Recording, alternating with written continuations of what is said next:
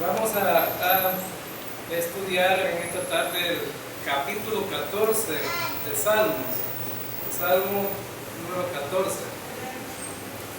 Y hemos estado hablando acerca de algunas situaciones en que el hombre se enfrasca en cuanto a Dios. Dios es un Dios soberano, es el Rey de Reyes, el Señor de Señores, pero todavía surgen algunas preguntas a los seres humanos. ¿Cómo es Dios? ¿Cuán grande será Dios? ¿Existirá Dios? ¿Realmente Dios favorece a todos los seres humanos o está dividido? Hay muchas situaciones como esas. Un niño le preguntaba a su papá y le decía: ¿cómo es Dios? Y el papá no hallaba qué decir, pues precisamente era un hombre que no entendía lo que era Dios. Y el papá vio pasar un avión y le dijo: Dios es igual a un avión. Entonces, en cierta ocasión que fue al aeropuerto el papá con el niño se acercó más a los aviones, ¿no? Cuando lo vio pasar por el aire, lo vio de un tamaño, pero cuando lo vio que estaba cerca, lo vio más grande.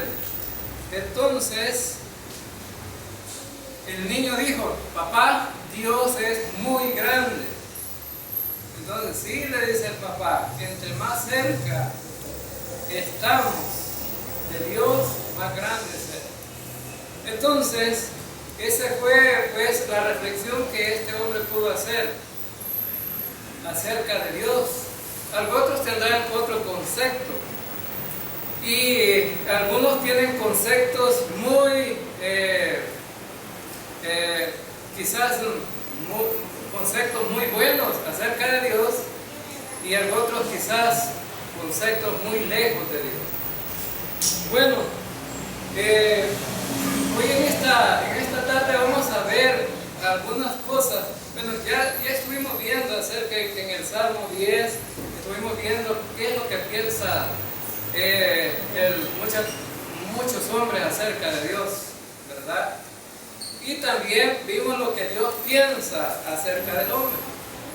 Ahora, si nos hiciéramos la pregunta, lo contrario, lo que la gente dice, ¿cómo es Dios? Ahora preguntémonos, ¿cómo es el hombre? ¿Cómo es el hombre? Entonces, empezaríamos a dar muchos conceptos con respecto al hombre, ¿verdad? Pero este salmo, que precisamente es un salmo de David, va a describir realmente lo que es el hombre, ¿verdad? Y si nosotros revisamos el actuar diario de los seres humanos en los diferentes países del mundo, vamos a ver que el ser humano actúa de diferentes maneras, ¿verdad? Pero una cosa sí es cierta, que en todo el mundo hay hombres malos y en todo el mundo hay hombres buenos, ¿verdad? Llamados buenos. Es decir, que sus actuaciones no son malas. Más sin embargo, vamos a ver desde el punto de vista de Dios cómo es el hombre. Fíjense bien que en el versículo 1 dice: el necio en su corazón, no hay Dios. Bueno, lo primero que vemos aquí y que necesitamos estudiar es que el hombre es necio. El hombre es necio. Y el hombre necio, en sus necedades, dice cosas fuera de orden, ¿verdad? Con respecto a lo que es Dios. Bueno, el hombre necio dice que no hay Dios, no hay Dios. Yo no sé cómo el hombre puede pensar hoy día que el avance de la tecnología es tan grande, ¿verdad? Y tenemos quizás una base científica tan grande que las cosas que antes ignorábamos, ahora no las ignoramos. Ahora entonces, imagínense ustedes con solo contemplar el universo, pues todo lo que existe. Nos damos cuenta de que eso tiene una base de un creador que no se hizo a sí mismo, no se hizo solo, sino más bien hubo un creador. Los científicos que no creen en Dios dicen que, bueno, estas cosas surgieron por la evolución, o surgieron por una explosión, o surgieron, bueno, de un microorganismo. Hay muchas cosas que el científico puede decir, pero un ser humano sensato, con solo ver todo lo que existe, la naturaleza misma, nos damos cuenta que no han sido producto de la casualidad. Pero dice el necio, no hay Dios, no hay Dios. Ahora, solamente aquel que no quiera ver las cosas como la lógica que tiene, es que vamos a encontrar muchas veces gente que va a tratar siempre de negar a Dios. Ahora, entonces, lo primero que encontramos aquí, que el hombre necio en su corazón dice que no hay Dios, no hay Dios. Pero vamos a Romanos capítulo 1.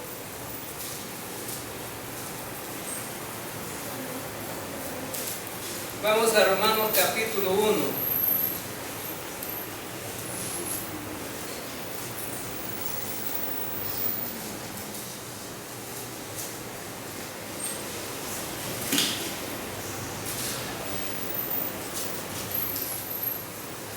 Y dice Romanos capítulo 1, dice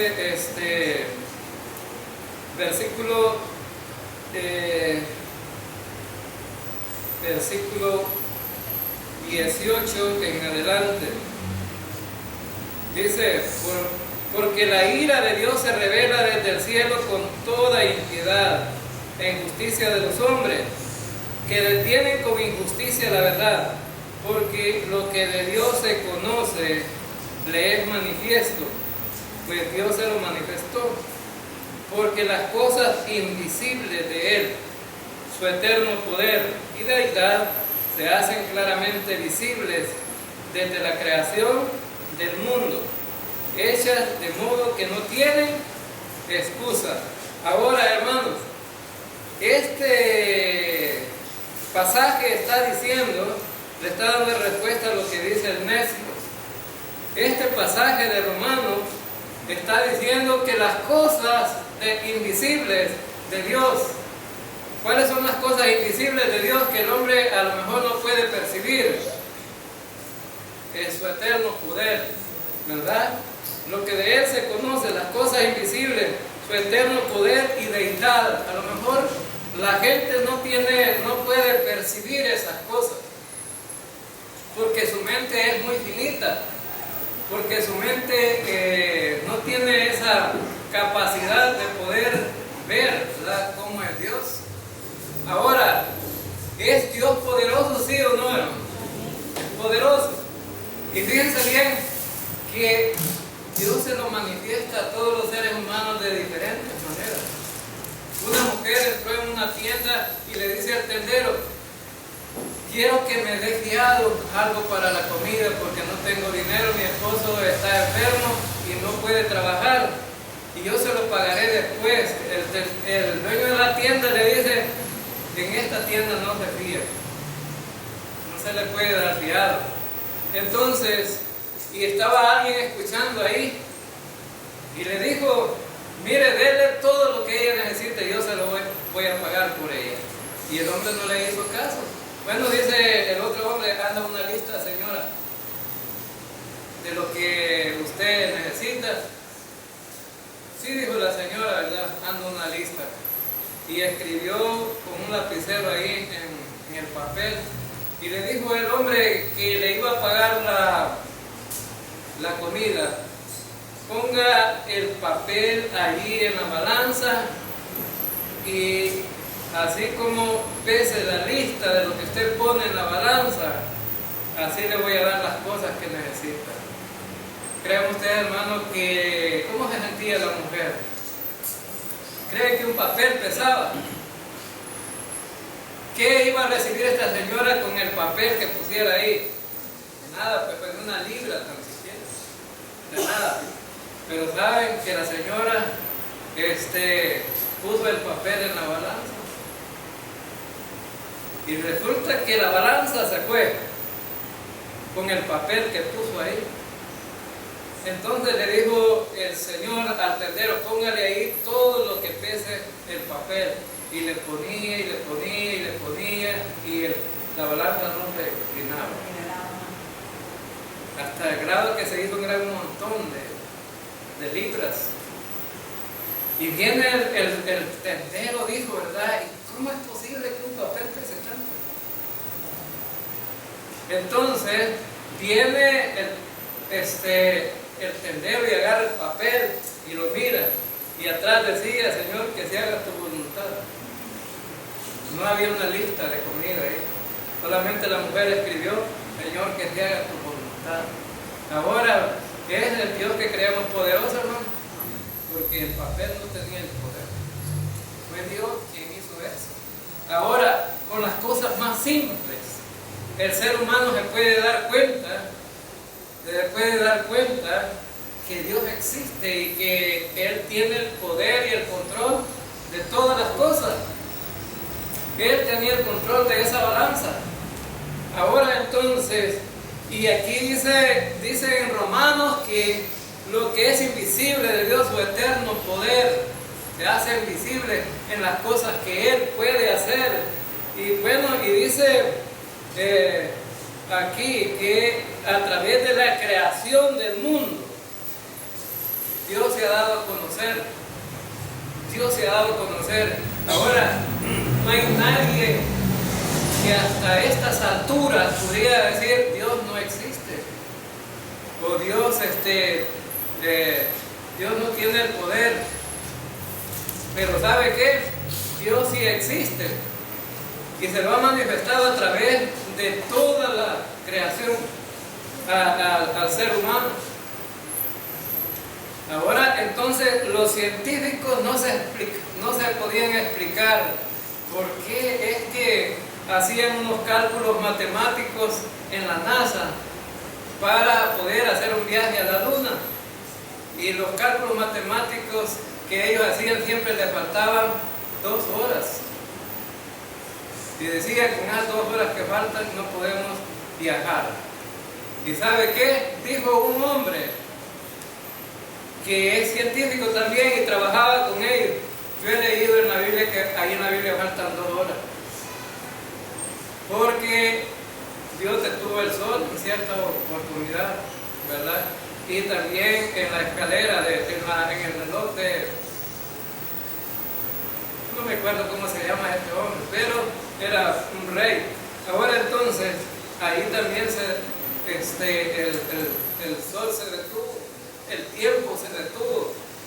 Y buscaron en la Biblia y dijeron, realmente Dios existe, dijeron los científicos. Fue la noticia. Las horas que faltaban, ahí están en la Biblia. Y luego hicieron los cálculos matemáticos ya con las horas que faltaban en la Biblia y les salió cabal la cuenta, ¿no? Ahora, entonces, pero todavía en este tiempo habrán necios que dicen que Dios no existe. Pues a lo mejor que sí, hay muchos todavía. Y dice en el Salmo, estamos estudiando, vamos al Salmo otra vez. Dice el Salmo, se han corrompido, hacen obras abominables, se han corrompido, hacen obras abominables, no hay quien haga el bien. Otra cosa que encontramos ahí, el hombre se ha corrompido y no hay quien haga el bien. Bueno, ¿cuál es la corrupción que vemos hoy día? Pues las cosas totalmente han cambiado, se han ido con un rumbo poco diferente, ¿no? Ahora, y fíjense bien, las cosas, las crisis que vivimos el ser humano es porque el hombre ha cambiado las cosas naturalmente como deben de ser por hacerlas de otra manera. Ahora tenemos un fenómeno que se llama el fenómeno del niño. ¿Y en qué consiste este fenómeno? Ustedes han oído hablar, ¿verdad? El fenómeno del niño nos está afectando porque no llueve aquí. Pero ¿cuál es el problema? Es que toda la lluvia está por otro lado. El calentamiento de los océanos ha tirado o ha creado que las lluvias puedan no caer en ciertos sectores de la tierra, sino en otros sectores. Por ejemplo, hay países que ya no quieren agua porque hay inundaciones y destrucciones y nosotros queremos agua, ¿verdad? Porque aquí no hay agua, necesitamos el agua para que la gente pueda tener sus granos de maíz al final del año, que puedan sembrar y pueda haber una cosecha. Ahora, pero ¿cuál ha sido el problema? El hombre trastornó todo. Y por eso se ha ido calentando tanto la tierra que ahora no ha habido cambio. ¿Sabían ustedes? En el tiempo normal de la lluvia, en los inviernos normales, cuando ya era tiempo de invierno aquí en El Salvador, al final del verano, ¿saben ustedes en qué mes empezaban a florear los mangos? ¿En qué mes empiezan a florear los mangos? En noviembre. Y llegaba la cosecha hasta allá por abril, ¿verdad? Llegaba la cosecha de mango. Y saben ustedes, ¿se han fijado que ya florearon? ¿No se han fijado ustedes que ya están floreando los mangos? ¿En qué mes estamos? En agosto. Me decía un hermano, mire, todo está trastornado. Fíjese que allí en la casa tengo un palo de anona y eso fue en el mes de mayo y está echando anona. ¿Y saben en qué tiempo salen las anonas? En agosto. Y fíjense bien entonces que han habido cambios tremendos. Y solo falta que, bueno, el sol no salga todo el día, ¿verdad? Para que las gallinas estén acostadas a mediodía. Cuando oscurece las gallinas, ¿qué es lo que hacen? Se van a subir al pasto. Ahora entonces, vemos que todo ha cambiado, la naturaleza ha cambiado. Entonces, pero, ¿qué es lo que dice este versículo 1? Dice que todo se ha corrompido. Todo se ha corrompido. ¿Y cuál es la razón según el versículo? ¿Ya? Hacen obras abominables. No hay quien haga el bien. No hay quien haga el bien. Ahora, y aquí cuando dice no hay quien haga el bien, está abarcando a toda la raza humana. No está abarcando solamente a los inconversos aquí, está abarcando a toda la raza humana. ¿A dónde se encuentra este versículo? En el Nuevo Testamento, ¿a dónde se encuentra este versículo? En Romanos capítulo 3. Vamos a Romanos capítulo 3.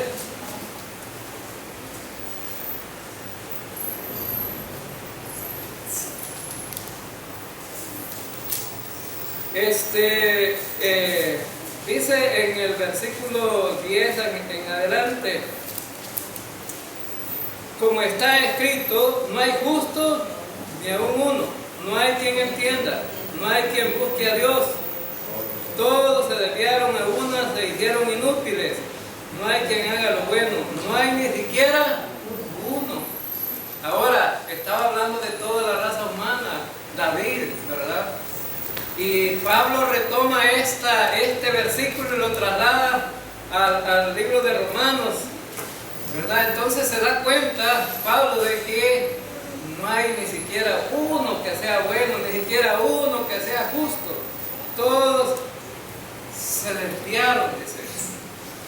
Ahora entonces, y la magnitud de esto afectó no solamente la vida de los seres humanos en el sentido de la naturaleza, sino más bien cambió también el camino del ser humano con rumbo hacia Dios. Se fue para otro lado el hombre, en contra de Dios, en contra de Dios. ¿Y qué significaba? Que el hombre estaba separado de Dios. Y el hombre separado de Dios, entonces estaba listo ¿para qué? Dice el apóstol Pablo escribiendo la carta a los Efesios capítulo 2 versículo 1, ¿verdad? Que estábamos muertos en delitos y pecados. Ahora entonces, significa entonces que el ser humano, Dios lo veía del punto de vista que prácticamente no tenía ningún rumbo, ninguna dirección buena. Y si seguimos leyendo estos versículos, nos vamos a dar cuenta de la lista que hace Pablo a los romanos, que son citas del Antiguo Testamento. Dice versículo 13: sepulcro abierto es su garganta, con su lengua engaña, veneno de ascides hay debajo de sus labios, su boca está llena de maldición y de amargura, sus pies se apresuran para derramar sangre, quebranto y desventura hay en sus caminos, y no conocieron camino de paz, no hay temor de Dios delante de sus ojos. Ahora entonces vemos aquí que es una lista de cómo realmente la condición del hombre, ¿verdad? Que, o sea, le llamamos la depravación del hombre, separado de Dios. Ahora entonces, cuando el hombre trata de visualizar su situación y ve que está perdido, en primera instancia lo que va a decir es que no es yo, porque quiere conformarse a sí mismo, quiere terapiarse a sí mismo, sabiendo que hay un Dios y que va a castigar y que va a hacer un juicio sobre ellos. Es como aquella fábula de las zorras y las uvas. ¿Han oído ustedes de esta fábula?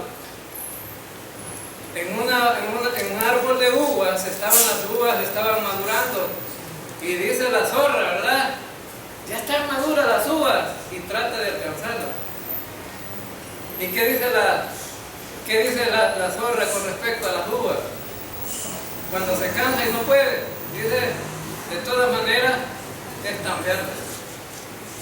Pero la verdad es que no estaban verdes, estaban maduras. Pero la imposibilidad de poder alcanzar, están verdes. Ahora, el hombre, cuando se ve encerrado en su vida pecaminosa, ¿no? Y dice, bueno, estoy muerto en delitos y pecados, como escribió el apóstol Pablo, entonces dice, no hay Dios. ¿Por qué? Porque se ve la imposibilidad de poder cambiar de rumbo su vida, es decir, no, el hombre no tiene un pensamiento que pueda llevarlo a decir, bueno, si yo no puedo, Dios sí puede. Y eso es lo que le falta al hombre. Hermanos, lo que es imposible para el hombre es posible para Dios. Lo que estábamos estudiando el domingo, ¿no? El joven rico, se fue triste porque tenía riquezas. Y los apóstoles dijeron, si un hombre rico no se puede salvar, es imposible que la gente se salve. Es decir, ¿cómo nos vamos a salvar los pobres? Pero Jesús, dijo, vende todo y dáselo a los pobres. Dijo Pedro, yo lo he dejado todo con esta gente que anda detrás de Jesús, lo hemos dejado todo. Entonces significa que Dios no quiere riqueza, no quiere nuestros bienes, lo que quiere es nuestro trabajo y servicio. Y eso era lo que le dijo Jesús al rico: deja todo, véndelo todo y dalo a los pobres y sígueme, toma su cruz. Ahora entonces, y ellos dijeron, es imposible que la gente se salve, pero de repente creyeron, ¿verdad?, en la realidad y dijeron, entonces Jesús dijo, lo que es imposible para el hombre, todo es posible para Dios. Entonces, aunque el hombre trate de engañarse a sí mismo, no puede. La realidad es que, bueno, si no cambia de forma de pensar y decir que no hay Dios, pues verdaderamente un día se va a dar cuenta que sí hay Dios. Sí hay Dios. Hay religiones que han tratado de cambiar de rumbo a la vida del ser humano y decir, como cuando uno tiene calor, ¿verdad? Y dice, vamos a refrescarnos y se va a echar unos guacares de agua, y de repente cuando sale ahí, que está otra vez, hermanos, el calor y el sudor otra vez. Y eso es lo que ha hecho la religión. Trata de amenguar el calor del infierno a través de una religión, a través de enseñarle a la gente que hay maneras de cómo salvarse, pero no a la manera de Dios. Y a la gente le dice, bueno, no, si tú a lo mejor te sacrificas en algo, vas a alcanzar la bondad de Dios. Hermanos, la gracia de Dios, que es el medio de salvación para el ser humano, nunca lo puede, el peso de la gracia nunca lo puede levantar ninguna obra que el ser humano pueda hacer. El peso de la gracia siempre va a estar así, en desbalance con las obras. Ahora entonces, en el tiempo, bueno, David es el ser humano que está fuera, ¿verdad? De creer que hay un Dios que le puede ayudar. Pero vamos a ver al final del Salmo qué fue lo que pasó, ¿verdad? Pero primero vamos a estudiar los versículos que siguen. Y dice en el capítulo 14, versículo 2, Jehová miró desde los cielos sobre los hijos de los hombres, para ver si había algún entendido que buscara a Dios. ¿Qué dijo en Romanos, hermanos? No hay ninguno que busque a Dios, y es una gran realidad. Levanten la mano los que están aquí, que fue iniciativa de ustedes buscar a Dios, que fue iniciativa propia, personal, que le nació decir, yo voy a buscar a Dios. Siempre el ser humano siempre ha querido estar lejos de Dios, y es Dios buscando al hombre. Dios buscando al hombre. Fíjense bien, muchos de nosotros, alguien tuvo que estimularnos con algo y decirnos, mire, hay un Dios que lo ama y que lo quiere. Y como dice Pablo, estamos muertos en delitos y pecados, pero de repente escuchamos una vocecita de alguien que dijo, pero también Él nos dio vida juntamente con Cristo. Ahora entonces, Dios es el otorgador de todo, de la gracia, de la salvación, de todo. Ahora, Dios miró a los hombres y dijo, no hay ni siquiera uno que haga el bien. Eso significaba que Dios necesitaba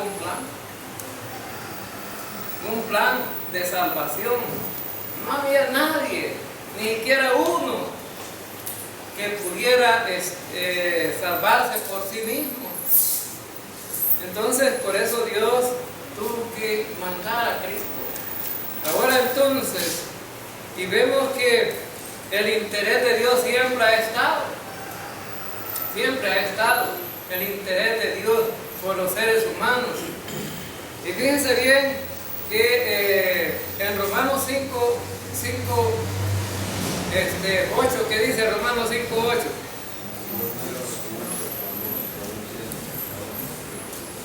Romanos 5:8. Mas Dios muestra su amor, ¿verdad? Dice en ese versículo 8, dice, mas Dios muestra su amor para con nosotros, en que siendo aún pecadores, Cristo murió por nosotros. ¿De quién fue la iniciativa, hermano? De Dios. De Dios fue la iniciativa, Dios mostrando el amor. Y en este pasaje dice Pablo, si alguien quisiera morir, no muriera por los malos, muriera por los buenos, si alguno osara morir por alguien. Ahora entonces, mas Dios muestra su amor, es la iniciativa de Dios. Dios miró, con el fin de ver cómo era el ser humano, si había alguno, por lo menos, por el cual él pudiera decir, este no merece estar condenado. Pero Dios vio que no había ninguno que buscara a Dios, porque siempre es la iniciativa de Dios. Fíjense bien que cuando Cristo vino, y en cierta ocasión, siempre los fariseos y los saduceos andaban detrás de él para ver qué era lo que andaba haciendo Jesús y para criticarlo. Y él dijo, porque el Hijo del Hombre vino a buscar y a salvar lo que se había perdido. ¿Cómo estaba la raza humana entonces? Perdida. Porque el Hijo del Hombre vino a buscar y a salvar lo que se había perdido. ¿De quién fue la iniciativa entonces? De Dios. O sea que no fue que nosotros anduviéramos buscando, sino más bien Él nos andaba buscando a nosotros. Y ahí está una gran diferencia, ¿no? Dios nos andaba buscando a nosotros. Ahora entonces, y ese es el problema más serio hoy en día, la búsqueda de los pecadores ahora es una misión para los creyentes, una misión para todos, ¿verdad? La misión de búsqueda de los perdidos es una misión de los creyentes, pero es una misión de todos, no solamente de algunos. La mayoría se justifica que no tienen el don de evangelizar. Pero saben, hermanos, no necesita el don para ir a evangelizar. ¿Qué es lo que necesita nada más? Un poco de conocimiento de la palabra de Dios. Y eso lo puede aprender. Cualquier creyente aquí puede aprender. ¿Y sabe qué? Cuando llegamos ante la gente no sabe nada. No sabe nada. Es decir, la gente no tiene información de la Biblia. Entonces, y la gente está necesitada de Dios. La gente quiere que se le hable. Ahí nos estamos yendo nosotros ahí a Santo Tomás. Y la gente ahí nos abre las puertas. Y ahora la gran sorpresa de nosotros que hasta los niños ya saben, ¿verdad? Una niña de 2 años como Gretel, pero más finita. Cuando nos vio salió a la carrera y nos quería abrir la puerta, ¿verdad? Y después empezó por una silla, ella poniendo silla. Y yo, esta niña tan chiquita, se ha fijado que los aleluyas vienen a predicar y les quiere poner silla. Ahora entonces, y la señora que le evangelizamos ahí siempre está atenta. Y entiende muy bien la palabra de Dios. Entonces, y así, la gente está necesitada, ¿no? Ahora entonces,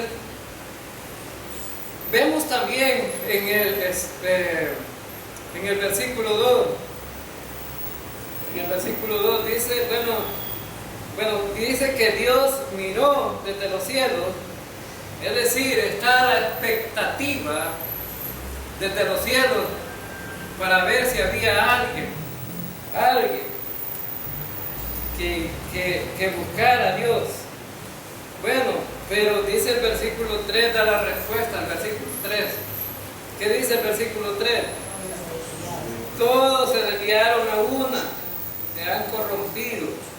No hay quien haga lo bueno, no hay ni siquiera uno. Es decir, que este es el pasaje que escribió el apóstol Pablo en Romanos.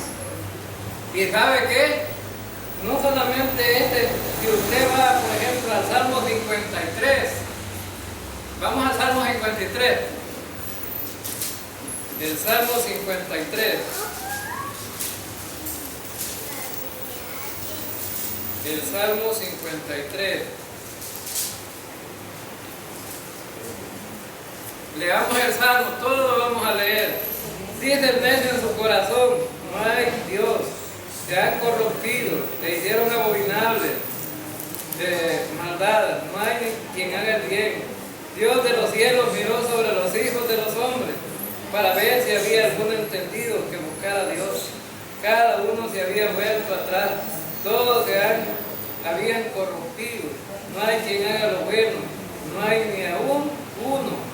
No tienen conocimiento todos los que hacen iniquidad, que devoran a mi pueblo como si comiesen pan, y a Dios no invocan. Allí sobresaltan de pavor donde no había miedo, porque Dios ha esparcido los huesos del que puso asedio contra ti. Los avergonzaste porque Dios los desechó. Oh, si saliera de Sión la salvación de Israel. Cuando Dios hiciere volver de la cautividad a su pueblo, te gozará Jacob y te alegrará Israel. Ahora, entonces, fíjense bien, este salmo estamos estudiando. Al compararlo con el Salmo 53, ¿qué podemos decir? Que es el mismo, las mismas palabras, los mismos versículos, no hay diferencia.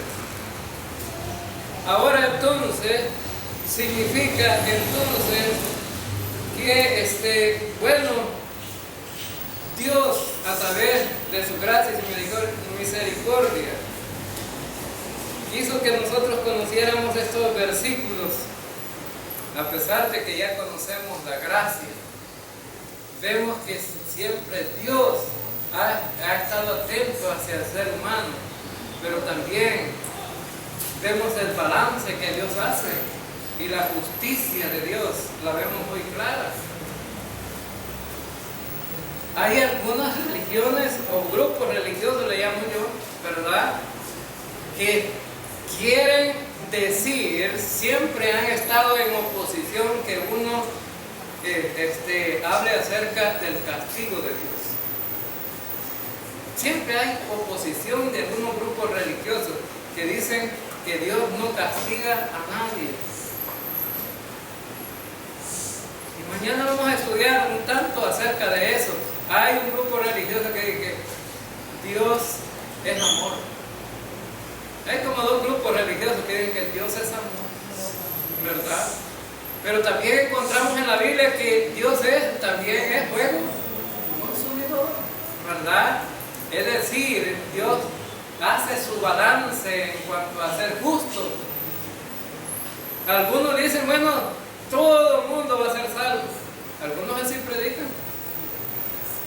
Hay una iglesia que así predica. Todo el mundo va a ser salvo. ¿Será cierto eso? Sean buenos o sean malos. Sean buenos o sean malos. Y ellos dicen, si son buenas, bueno, y ahora ponen el ejemplo ellos. Si es bueno como la madre de Calcuta, le van a salvar. Y si es malo como Hitler, también le van a salvar. ¿Será cierto eso?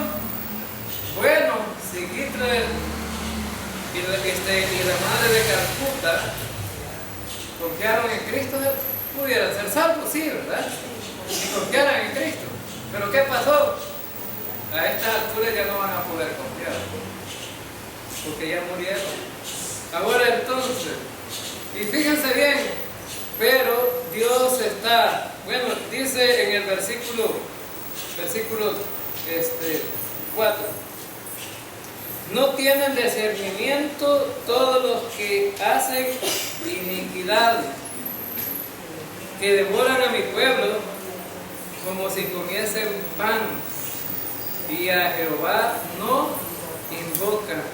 Ahora, cuando está hablando en este versículo, está hablando acerca de cómo el inconverso trata al ser humano cuando lo somete en cualquier situación de la vida. Por ejemplo, en el trabajo. En el trabajo. ¿Cómo podríamos ejemplificar que alguien devora a otro como comer pan? Ahora entonces, veamos ¿qué es el pan entonces? Pues el pan es, ¿verdad? Un alimento hecho de harina, huevo, levadura y azúcar, que cuando está cocido, ¿es bueno o es malo, hermano? Es bueno. Y cuando alguien tiene el poco de pan, ¿qué es lo que hace? Pues agarra su taza de café y la devora. Se la come hasta estar bien lleno. Y algunos dicen, no habrá otro pedacito por ahí, un poquito más. Ahora, alguien, a lo mejor, dice, bueno, le busca a alguien para que le trabaje y lo está explotando y le exprime hasta luz. De ese tipo de gente está hablando el Salmo, ¿no? De gente que devora a otra gente. Hay gente que es usurera también. La gente usurera es aquella que vive de los préstamos y que le dan un poco de dinero a alguien a cambio de la casa, de las escrituras, ¿verdad? Y viene y no le dan chance de ampliar más el periodo de pago. Y si no puede pagar, ¿qué hace? Le quitan la casa. Algunos han perdido la casa por $200 que nunca pudieron pagar. Le quitan la casa. Ahora entonces, entonces dice el Salmo, ¿verdad? Como si comiesen pan y a Jehová no invocan. Ahora entonces están diciendo, bueno, si estamos metidos en este rollo, ¿verdad? No podemos buscar a Dios, porque el que busca a Dios luego va a decir, no es correcto lo que estás haciendo. Dios le diría, no es correcto lo que haces, ¿verdad? No es correcto. Por eso a Dios no lo invoca. A Dios no lo invoca. Aunque, por ejemplo, alguna gente, ¿verdad? Ha agarrado a Dios o el nombre de Dios como que si fuera cualquier cosa, ¿no? Hasta los bolos, ¿verdad? En el nombre de Dios se toman el trago, ¿verdad? Pero primero le sacan el diablo, ¿verdad? Le pegan un golpecito a la botella y dicen, ya le saqué el diablo. Y en el nombre de Dios se lo toman, ¿verdad? Ahora entonces, qué terrible, ¿verdad? No tienen discernimiento todos los que cometen esa maldad. Ahora entonces, porque realmente este tipo de gente no van a buscar a Dios, porque Dios va a estar en contra de ellos. Versículo 5 dice, ellos temblaron de espanto, porque Dios está con la generación de los justos. Este versículo 5, ¿verdad? Él transmonta hasta el tiempo de la tribulación. Es decir, David tiene una visión no solo de la vida presente, sino más allá. Porque David tenía claro que Dios iba a hacer un juicio, ¿no? Y un juicio para Israel. Ahora, recuerden que los salmos, ¿quiénes los escribieron? Judíos, israelitas, y estos salmos, pues hay muchos salmos mesiánicos, se le llama, es decir, proféticos, que apuntan hacia el tiempo de la tribulación. Dice David que temblarán de espanto. Y es cierto, ¿no? Cuando se abren los juicios, vemos a mucha gente allí en Apocalipsis que tiemblan de miedo, pero ¿saben qué es lo que no hacen? ¿Qué es lo que no hacen? Buscar a Dios. Ellos se les vienen los montes encima, ellos claman a Dios que los maten, o sea que quieren morir y no encuentran la muerte, pero nunca se vuelven a Dios. Y Dios solamente estaría esperando que lo buscaran. Ahora entonces, en el tiempo de la tribulación va a haber mucho dolor y mucha angustia. Y mucha gente va a sufrir. En los primeros juicios muere la tercera parte de la gente de la tierra. En los primeros juicios. Ahora entonces, vemos que solamente allí en la tribulación van a ser preservados nada más los 44,000 para que vayan a predicar el evangelio del reino allí, ¿verdad? No van a tener el privilegio de predicar en medio de gran conflicto y situaciones difíciles, y van a ser preservados, no van a morir. ¿Y por qué no van a morir? Porque precisamente para eso les pusieron el sello, para no morir. Apocalipsis capítulo 9, me parece que el versículo 8, parece por ahí está que los que fueron sellados no morirán, o sea, los que no van a morir, los que fueron sellados con la marca de la bestia.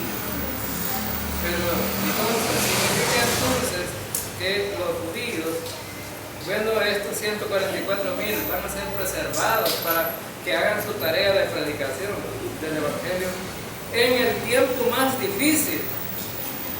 Ahora, dice en el capítulo, en el Salmo también, dice que temblaron de espanto porque Dios está con la generación de los justos. La generación de los justos. Ahora, ¿significa entonces que los justos debemos de espantarnos, hermanos? ¿Quiénes deberían de espantarse? Los injustos. Pero vemos hoy día que cuando hablamos acerca de los juicios al futuro, la mayoría de iglesias evangélicas están afligidos porque ellos piensan que van a entrar en la tribulación y piensan que van a ser sellados, pueden ser sellados con la marca de la bestia. Y eso es ilógico, la iglesia no tiene que pasar por ahí. Ahora bien, sí, los judíos van a pasar. Ahora entonces, quien deben de temblar de espanto son los que no son justos, ¿verdad? Y en el tiempo de la tribulación, que es la disciplina para Israel, muchos de los judíos no son salvos y tienen que salvarse, tienen que confiar en el Mesías. Y por eso es que habla acerca de esto, ¿no? También en el versículo 6 dice: del consejo del pobre se han burlado, pero Jehová es su esperanza. Fíjense bien, del consejo del pobre se han burlado, pero Jehová es su esperanza. Bueno, dice este versículo, cuando nosotros salimos a predicar el evangelio, y dice mucha gente, ¿verdad? Está bonito lo que dicen, pero a saber, ¿verdad? Mi abuela decía que yo no tengo la plena seguridad que fue salva, ni tampoco tengo la plena seguridad que está condenado por algunas acciones de ella al final de su vida. Pero decía mi abuela, con tantas cosas que dice la gente, no se sabe qué creer. Así decía ella. Pero la gente, bueno, si uno llega a predicarle, y la gente a veces se burla, ¿no? ¿Cómo va a ser cierto eso? ¿Cómo es posible que un pecador se salve? Ahora entonces, pero, fíjense bien, y se burla la gente, se burla la gente. El consejo del pobre será burlado. Ahora entonces, la mayoría de gente a lo mejor quiere afectar a la gente pobre, quiere afectar a esta gente que tiene y dice, mire, busque a Dios, busque a Dios. La mayoría de gente que tiene dinero no quiere buscar a Dios. Por eso Jesús dijo, es difícil que un rico se salve. No dijo que era imposible que se salvara. Es imposible que se salve si lo trata de hacer en sus propios esfuerzos, hasta los pobres. Sería imposible. Ahora entonces, pero cuando se le habla a los ricos, la gente dice, no hay tiempo. Y para atender mi trabajo, mi riqueza y todo, no alcanza. No hay tiempo para buscar a Dios. Pero también dice aquí, pero Jehová es su esperanza. Jehová es la esperanza para todos, hermanos, ricos, pobres, de cualquier nacionalidad, de cualquier raza, de donde sea. La esperanza de Jehová para todos. Y Dios también todavía dice en la segunda carta del apóstol Pedro, capítulo 3, versículo 9, que Dios todavía no ha cumplido su promesa de venir, que Cristo venga otra vez, porque todavía está dando tiempo a la gente. Le está dando tiempo para que se arrepientan. Es decir, el deseo de Dios es que la gente se salve, ¿verdad? Que la gente se salve. Todavía pueden encontrar la esperanza en Jehová y el tiempo es propicio todavía. Y vamos a terminar con el versículo 7. Y dice, oh, qué de Sión saliera la salvación de Israel, cuando Jehová hiciere volver a los cautivos de su pueblo. Se gozará Jacob y se alegrará Israel. Ahora entonces, una de las cosas interesantes de este salmo y en este versículo es que el salmista escribe, oh, que de Sión saliera la salvación de Israel. Es decir, como la esperanza está en que la salvación salga de Israel. ¿Y es cierto esto, sí o no, hermano? ¿Sí? De Israel viene la salvación. ¿Por qué? Porque Jesús nació siendo judío, ¿verdad? De la tribu de Judá. Ahora, y aquí habla acerca del cautiverio, cuando Jehová hiciera volver a los cautivos de su pueblo. Se gozará Jacob y se alegrará Israel. Fíjense bien que va a ser una alegría cuando los dispersos de Israel vuelvan otra vez a Jerusalén. Va a ser una alegría grande, ¿verdad? Cuando vuelvan. Se van a alegrar ellos. Van a tener un templo. Van a hacer sacrificios en recordatorio de lo que tuvieron que sufrir, ¿verdad? Ese sacrificio apuntando a Cristo, de que lo que Cristo hizo fue algo maravilloso por ellos, para rescatar. A estas alturas, si no hubieran rechazado a Cristo, estuviéramos en buena vida. Nosotros estuviéramos en buena vida. ¿Por qué? Porque el plan de Dios era salvar a los gentiles también, pero iba a establecer el reino y Israel era el encargado de predicar y que los gentiles fuéramos salvos también. Ahora entonces, pero ahora estamos en esta situación difícil a este tiempo de la vida del ser humano, ¿verdad? Pero más sin embargo, Israel se alegrará cuando sea, pero va a ser un tiempo momentáneo, ¿no? Cuando ellos puedan celebrar todo esto, de repente a los 3 años y medio el anticristo se va a voltear y va a pedir que le adoren. Entonces, hermanos, este salmo habla un tanto de algunos aspectos de la vida futura y también habla de algunos aspectos de cómo el hombre no conoce a Dios, pero que a través de la búsqueda de Dios, la búsqueda de Dios hacia nosotros, hemos alcanzado la salvación y la vida eterna. Entonces, hemos sido bendecidos con la gracia de Dios y hemos sido favorecidos por eso, porque Él tuvo misericordia, no porque lo mereciéramos, sino porque Él vino a buscarnos a nosotros. Vamos a despedirnos.